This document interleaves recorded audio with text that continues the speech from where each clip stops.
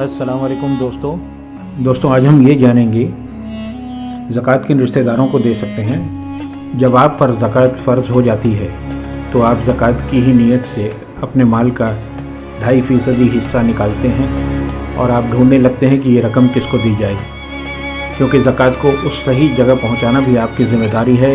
तो जान लीजिए कि ये सबसे पहले जो लोग इस बात का हक़ रखते हैं उन्हें ज़कात दी जाए, और वो लोग ये हैं: पहला, रिश्तेदार; दूसरा, आपके मोहल्ले वाले; तीसरा, आपके मिलने जुलने वाले; और चौथा, दोस्त व अहबाब। इन तमाम लोगों में से आप जिसको भी ज़कात का हकदार पाएँ आप उसे दे सकते हैं। लेकिन इन सारे लोगों में सबसे बेहतर है आप अपने परेशान हाल रिश्तेदारों को ज़कात दें, क्योंकि इससे आपको 2 फ़ायदे होंगे। एक तो आपकी ज़कात अदा हो जाएगी, दूसरे सिला रहमी यानी रिश्तों को जोड़े रखने का सवाब भी मिलेगा।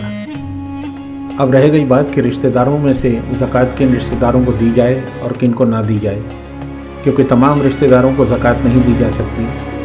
और जान लीजिए कि 2 रिश्तेदार ऐसे हैं जिन्हें ज़कात नहीं दी जा सकती।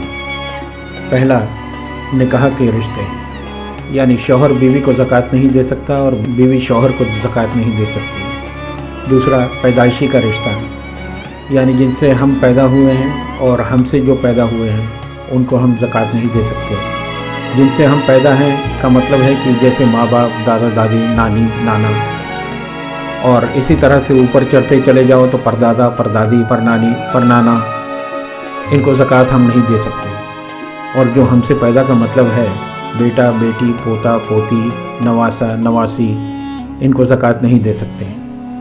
आइए हम जानते हैं कि कौन से रिश्तेदारों को ज़कात दे सकते हैं। इसके अलावा जितने भी रिश्तेदार हैं सबको आप ज़कात दे सकते हैं, जैसे भाई, बहन, भांजा, भांजी, भतीजा, भतीजी, खाला, खालू, मामी, मामू, फूफा और फूफी वगैरह जितने रिश्तेदार हैं इन सबको आप ज़कात दे सकते हैं।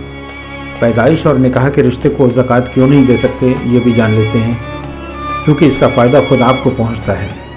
मान लीजिए बीवी ने शौहर को ज़कात दिया या शौहर ने बीवी को ज़कात दी, तो उस रकम का फ़ायदा खुद आपको पहुंच रहा है। और जो पैदाइश के रिश्ते हैं, जैसे मान लीजिए कि माँ बाप या बेटा बेटी, इनके पास रकम पहुंचने से इसका फ़ायदा आपको ही जाएगा। जबकि इन दोनों रिश्तों की ज़रूरतें पूरी करने की ज़िम्मेदारी खुद आप पर है।